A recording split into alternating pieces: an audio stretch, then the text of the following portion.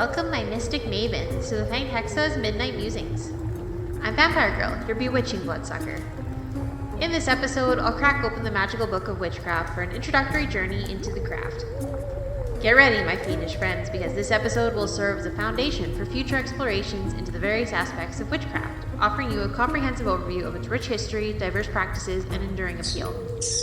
As your nocturnal guide, I'll dig up the origins of witchcraft, tracing its roots through ancient civilizations and the evolution of its practices over time.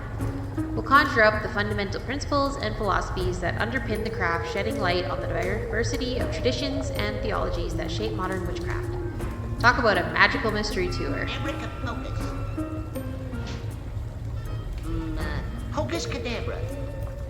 Newport News. From the cackling rituals and spine-chilling spells that form the core of witchcraft to the eerie tools and bewitching symbols that witches hold dear, this episode will offer you a glimpse into the enchanting world of magic. Whether you're a curious novice or a seasoned practitioner, there's something for everyone in this ghastly journey through the arcane. So light your candles, gather your herbs, and settle by the hearth as we embark on this spellbinding exploration.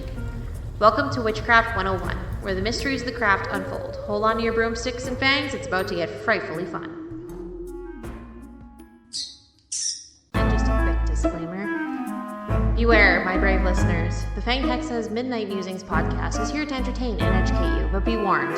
Venturing into the shadows isn't for the faint of heart. Our tales may tickle your funny bone or send shivers down your spine. If we're diving into particularly eerie realms, I'll give you a heads up in the episode description so you can properly brace yourself.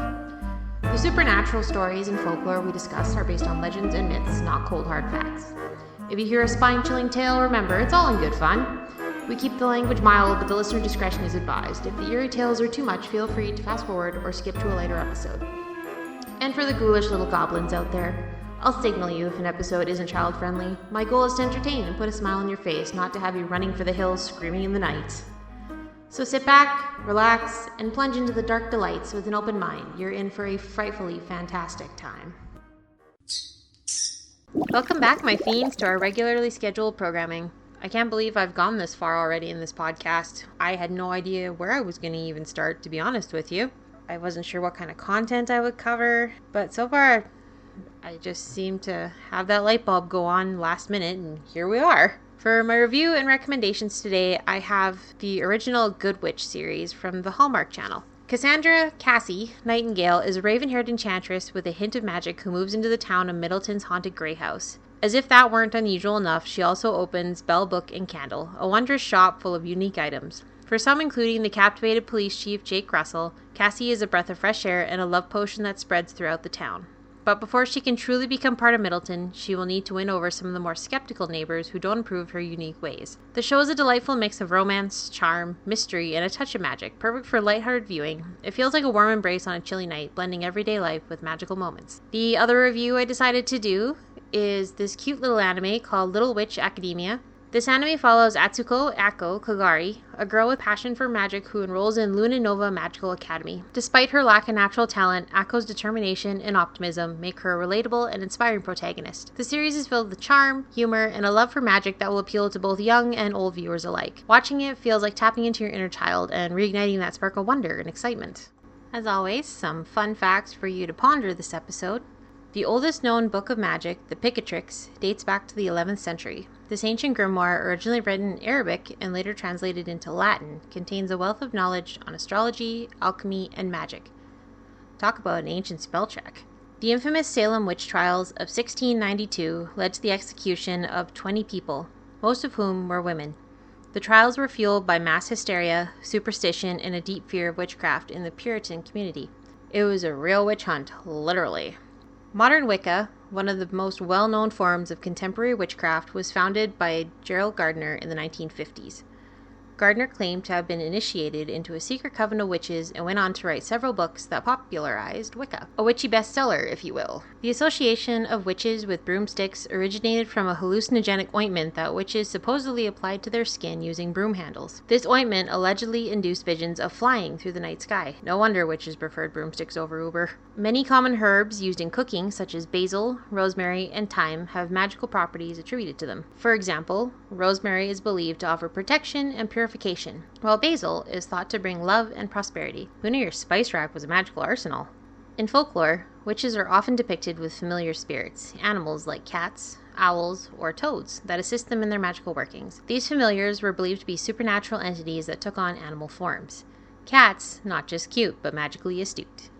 Hex signs are decorative symbols found on barns in Pennsylvania and Dutch country. These symbols are believed to bring good luck and protect against evil. Despite their name, hex signs are not typically associated with malevolent magic. It's all about barn chic charm. In many magical traditions, practitioners cast a protective circle before performing rituals or spells. This circle is believed to create a sacred space and protect the witch from negative energies or spirits. It's like having a supernatural security system, if you will. Crystals and gemstones have long been used in witchcraft for their supposed magical properties. For example, amethyst is believed to promote clarity and spiritual awareness, while black tourmaline is thought to offer protection. Who needs diamonds when you have amethysts and tourmalines? Witchcraft isn't confined to any one culture or region. Different forms of magical practices can be found all over the world, from the shamans of Siberia to the cunning folk of England and the voodoo practitioners of Haiti. It's a magical world tour. Make sure you look in the show notes for the fun facts and some trivia. Witchcraft is a fascinating tapestry that weaves together a variety of practices and beliefs centered around the use of magic. From ancient traditions to contemporary spiritual movements, its interpretations have evolved significantly over time. Picture this. In the heart of ancient Egypt, magic, or Heka, was a fundamental part of religious and daily life. Egyptian magicians, often revered priests, performed rituals to protect both the living and the dead, invoking powerful deities and using mystical amulets and spells. The timeless allure of ancient magic. Now, let's swoop over to ancient Greece and Rome, where magic was deeply intertwined with religion and medicine.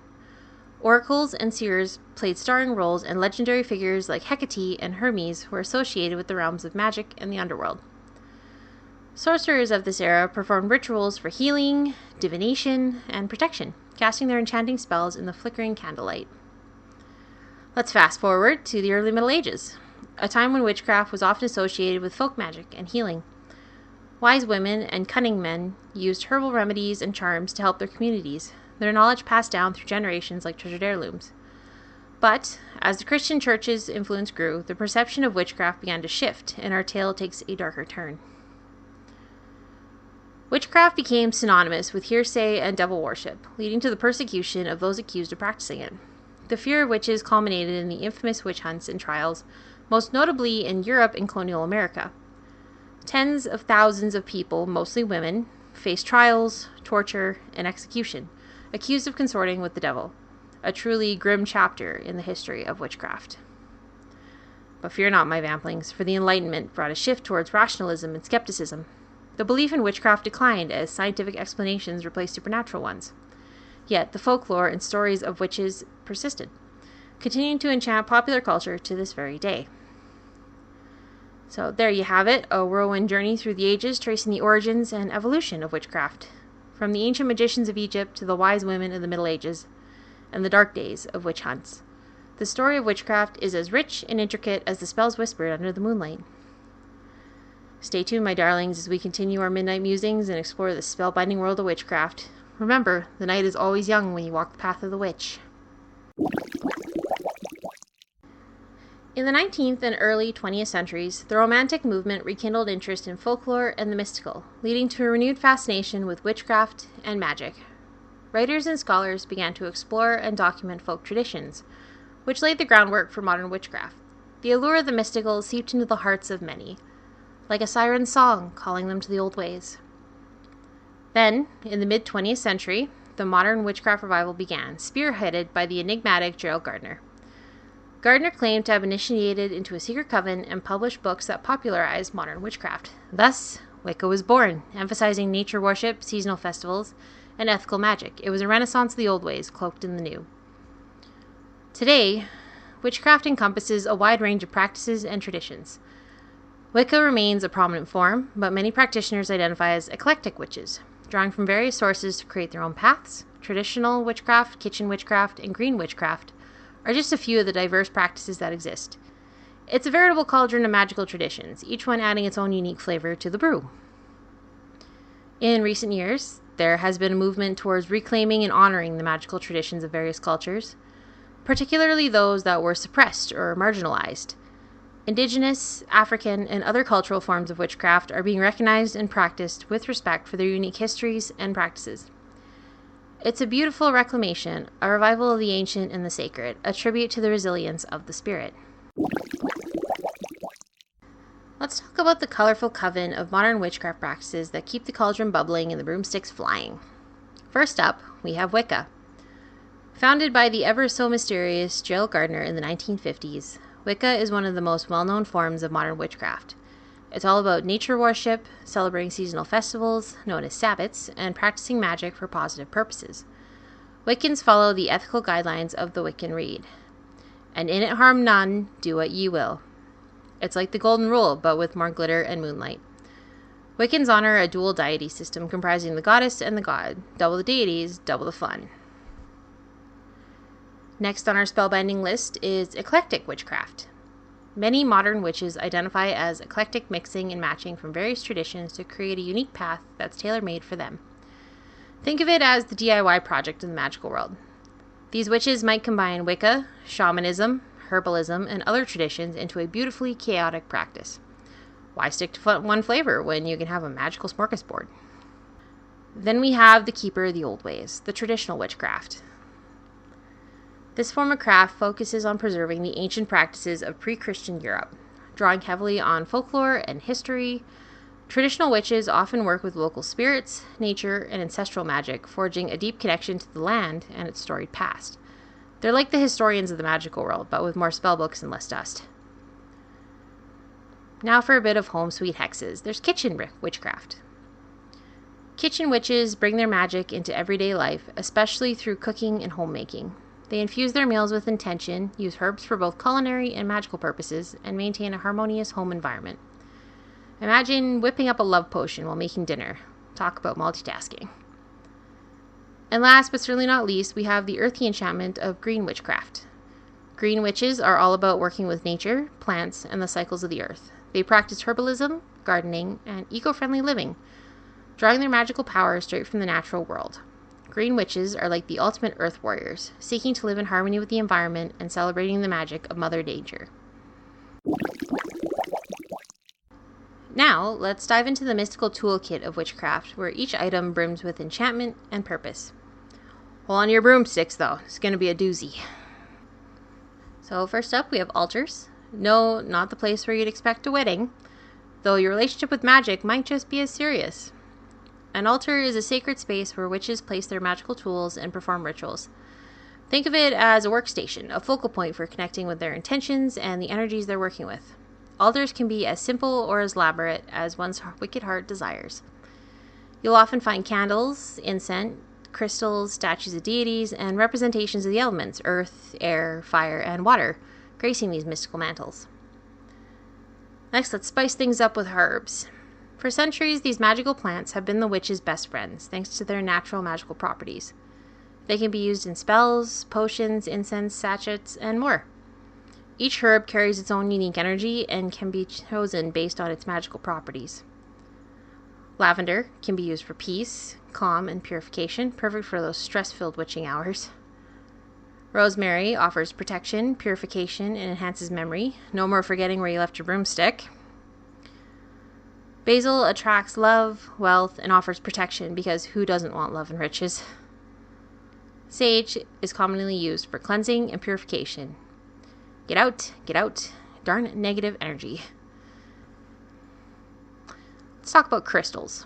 The sparkling stars in the magical world, crystals are believed to carry specific energies that can aid in various magical workings. They are often used in spells, carried as talismans, or placed on altars to amplify intentions. Amethysts promote clarity, spiritual awareness, and protection, a gem that truly rocks. Rose quartz attracts love, compassion, and emotional healing, perfect for those tender-hearted witches out there. Clear quartz amplifies energy and intentions, can be programmed for any purpose. Oh my. The multi-tool of crystals. Clearly, I could use some amethyst to get the marbles out of my mouth. Black tourmaline offers protection and grounding. Keep those bad vibes at bay. Not to mention, it's a very pretty crystal. How about some spells to conjure? These are a key component of witchcraft, allowing practitioners to focus their intentions and harness magical energies to bring out desired outcomes. Spells can take many forms, including candle magic, herbal spells, written charms, and more. The key is to focus one's intention and use the tools and correspondence that align with the spell's purpose. Clearly defining what you want to achieve with your intention. No wishy-washy wishes here. You want correspondence, using tools, color, herbs, and crystals that align with your intent. Invocation for calling upon your deity, spirits, or elemental energies for assistance, a little help from your magical friends. Visualization. You need to clearly visualize the desired outcome. If you can dream it, you can do it. Release. Letting go of the spell and trusting the universe to bring about the desired result. Just let it go. And for the witch who has everything, here are some additional tools. You can get an athame, a ritual knife used for directing energy and casting circles, not for carving pumpkins though. Chalice, a cup used to represent the element of water and the feminine divine. Cheers to that. And a pentacle, a 5-pointed star within a circle, symbolizing protection and the elements, the ultimate magical emblem. A cauldron, a vessel used for brewing potions, burning incense, and performing transformative magic, just like in the fairy tales. And candles, used to focus intention and energy, often representing the element of fire. Just light up your life. Whether you're just beginning your enchanting journey or are a seasoned practitioner with more spells under your belt than potions in a cauldron, these basics provide a solid grounding in the rich and diverse world of witchcraft. Think of it as your magical ABCs. A for athame, B for basil, C for cauldron. The more you know, the more powerful your magic will grow. So grab your broomsticks, light those candles, and let the magic flow, darlings. Witchcraft has long been shrouded in mystery and misunderstanding. Let's address some common misconceptions and shed light on the true nature of the craft. Get ready to have those spooky myths busted. Misconception number 1. Witches worship the devil. This old chestnut. Truth is that most witches do not worship the devil. The concept of the devil is primarily rooted in Christian theology, and many witchcraft traditions have different spiritual beliefs.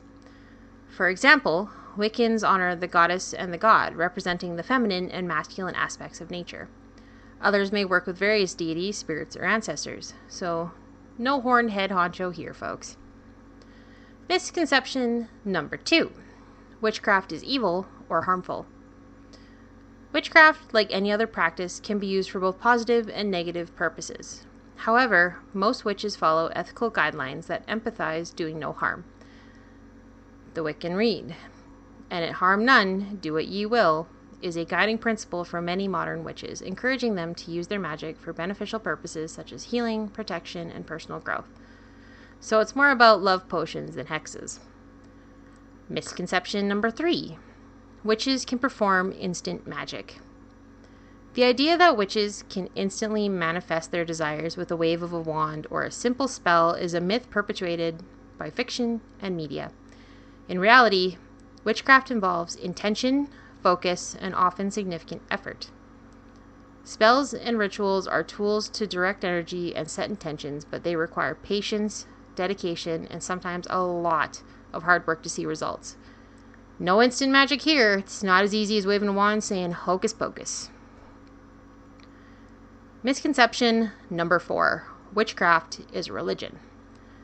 Witchcraft itself is not a religion, though it can be part of religious practice. Wicca, for instance, is a religion that incorporates witchcraft, but one does not need to be Wiccan to practice witchcraft. Many witches are secular or follow different spiritual paths. Witchcraft is a practice that can be adapted to various belief systems. So it's a bit like a magical toolkit. You pick the tools that suit you. Misconception number 5. Witches always look the same. The stereotypical image of a witch with a pointed hat, warts, and a black cat is a product of folklore and popular culture. In reality, witches come from all walks of life and look just like anyone else. They can be teachers, doctors, artists, or any other profession. The practice of witchcraft is diverse and inclusive. There is no one-size-fits-all appearance for witches. So ditch the stereotypes. Witches are as varied as the stars in the sky. Misconception number 6. Witchcraft is about casting curses and hexes. While some witches may choose to work with baneful magic, the majority of practitioners focus on positive, constructive forms of magic. Spells for healing, protection, love, and prosperity are far more common than curses and hexes. Ethical witches are mindful of the energy they send out and strive to use their magic responsibly. So most witches are more likely to cast a spell for good vibes versus bad juju. Misconception number 7. All witches use the same practices. Witchcraft is incredibly diverse, and no two witches practice exactly the same way. There are numerous traditions and paths within witchcraft, including Wicca, traditional witchcraft, eclectic witchcraft, kitchen, green, and many more. Each witch may incorporate different elements, tools, and rituals based on their personal beliefs and preferences. Kind of like magical buffet. A little bit of this, a little bit of that. Misconception number 8, and this is a big one. Witchcraft is a female-only practice. While women have historically been more visible in witchcraft, men can and do practice witchcraft as well. Male practitioners are often referred to as witches, warlocks, or magicians, but the practice itself is not limited by gender. Witchcraft is inclusive and welcomes practitioners of all genders, so whether you're a witch, a warlock, or a wizard, there's room for everyone. By dispelling these misconceptions, we can better understand and appreciate the true nature of witchcraft. It is a diverse, ethical, and empowering practice that allows individuals to connect with nature, their inner selves, and the world around them. So whether you're a curious novice or a seasoned practitioner, embracing the truth of witchcraft can lead to a deeper, more meaningful journey for all of us. Now gather round as I share a tale not of ancient legends or mythical creatures, but of my own mystical journey. As a practicing witch, I have found that my journey into the mystical and supernatural has profoundly shaped my understanding of the world and my place within it. Being a divination witch and a practicing spiritualist has allowed me to connect with energies, spirits, and realms beyond the physical, enriching my life with deep insights and meaningful experiences. From the moment I embraced the path of witchcraft, I felt a profound sense of belonging and empowerment. Witchcraft has provided me with tools and practices that have become integral to my daily life. As a divination witch, I use various methods such as tarot cards, scrying, pendulums, astrology to seek guidance and clarity. These practices have honed my intuition and opened my mind to the subtle messages from the universe. Kind of like having a cosmic hotline. Divination has been a cornerstone of my practice. It has taught me to trust my instincts and to read the signs and symbols that appear in my life. Whether I'm interpreting the intricate patterns of tarot cards or gazing into the reflective surface of a scrying mirror, divination allows me to tap into the deeper layers of reality and understand the energies at play. Kind of like having my own magical GPS. And as a practicing spiritualist, I've begun cultivating a connection with the spirit world. I have learned to communicate with spirits, ancestors, and other ethereal beings, seeking their wisdom and their guidance. This connection has brought me comfort, knowledge, and a profound sense of interconnectedness with all that exists. Just a celestial chat with the universe. Witchcraft has transformed my perception of the world. It has taught me to see the magic in everyday life and to recognize the sacredness of nature and its cycles. Through rituals, spells, and meditative practices, which I say that with a lot of conviction for practices, because I'm still kind of learning the difference between meditation and catnap. I have developed a deeper appreciation for the balance and harmony that exists in the universe. The craft has also empathized the importance of personal growth and ethical living, guiding me to live with intention and mindfulness. But the most rewarding aspects of my journey has been connecting with other witches and spiritual practitioners. The sense of community and shared knowledge has been invaluable. We support and learn from one another, celebrating the diversity and richness of our practices. It's like having a coven of kindred spirits, always ready to share a spell or a smile. However, I do not consider myself part of any covens for some very personal reasons. However, being a divination witch and practicing spiritualist has been a transformative experience. It has deepened my understanding of the mystical and the supernatural, It helps me to navigate life with a sense of wonder and purpose.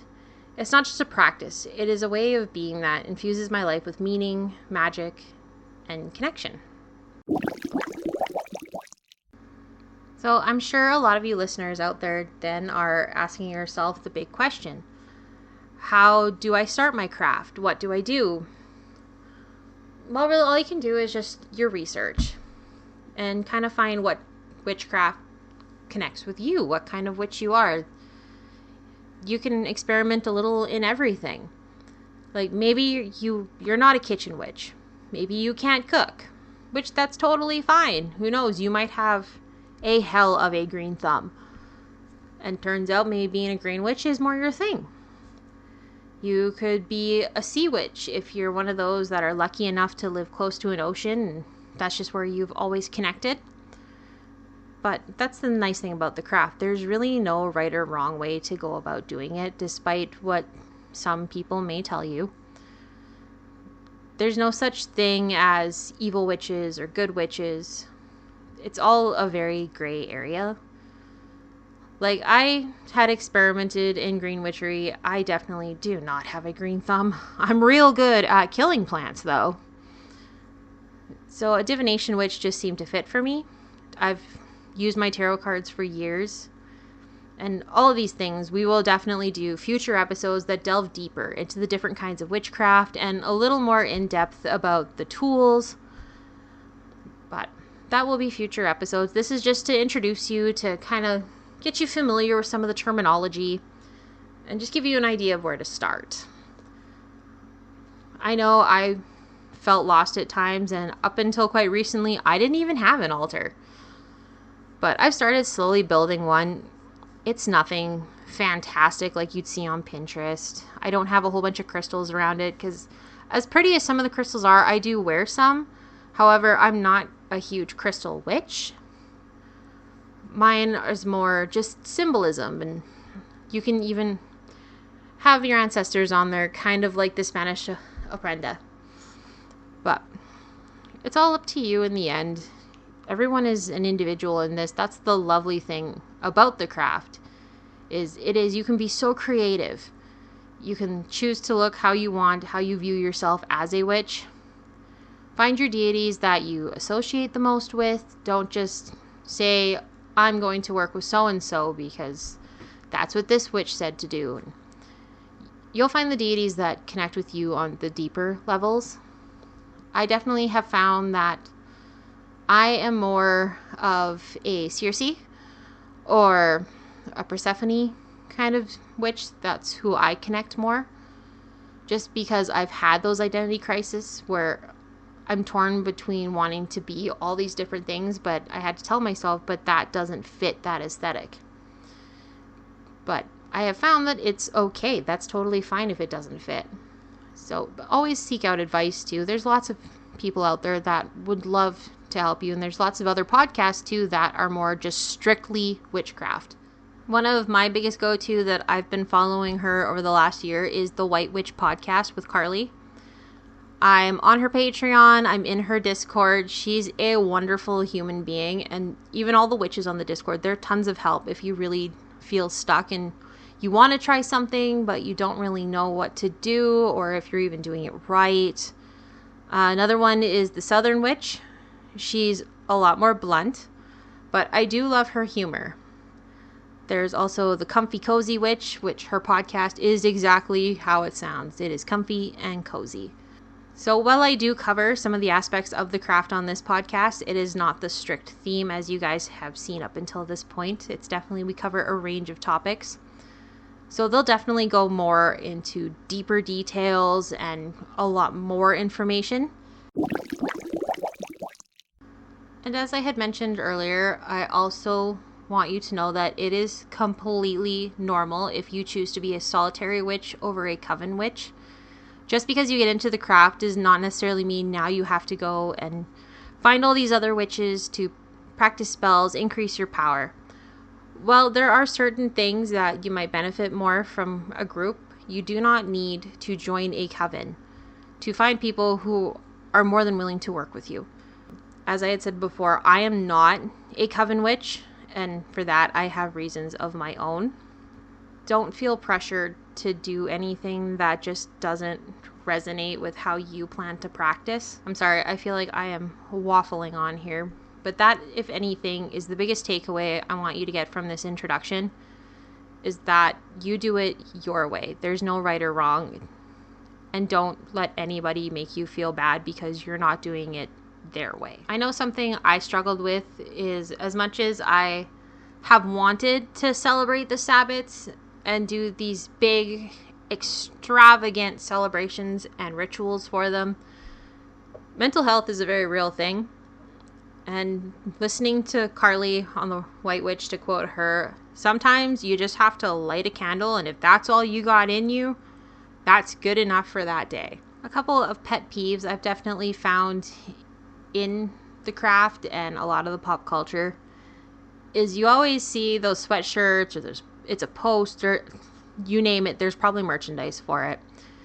And it's not that it's not really like empowering to say, but all that merchandise that says things like we're the granddaughters of the witches you couldn't burn just grinds my gears just a little bit. Because the thing is, witchcraft is not so much a blood related thing. Like, sure, maybe you had ancestors that practiced, however, that does not make you a witch by blood, because in the end it is a choice, it's a practice. So to wrap it up on a final note, the craft isn't black and white. It is all a lot of gray area. It all comes down to whatever your intention behind it is. But there you have it, my witches. Tonight's episode was a spellbinding journey through the history and practices of witchcraft, exploring its roots, common tools, and debunking those pesky misconceptions about the craft. That is a cauldron full of knowledge. I want to extend my deepest gratitude to all of you for tuning in and for your bewitching support and engagement. Your presence truly adds a touch of magic to our mystical voyage. You're the Bat's Whiskers. For those of you who are in the Facebook group, I will have the grimoire sheet posted, just kind of a quick review of everything we went over in this episode, just because I know it was a lot of information to absorb. If you enjoyed this episode and feel possessed to do so, don't forget to subscribe, rate, and leave a review. Your support means the world to me. Follow me on Facebook for updates and additional content. I am also on Instagram now. Keep your broomsticks ready for the latest scoop. Have a story to share or a topic you'd like to hear about? Reach out to me in the Facebook group or at vampire_girl_@outlook.com. I'd love to sink my teeth into your suggestions. If you're not in our Facebook group, just click join. Someone will let you in. Until our next Moonlight Rendezvous, may your nights be filled with wonder and your dreams with magic. Until next time, stay spooky, my vamplings.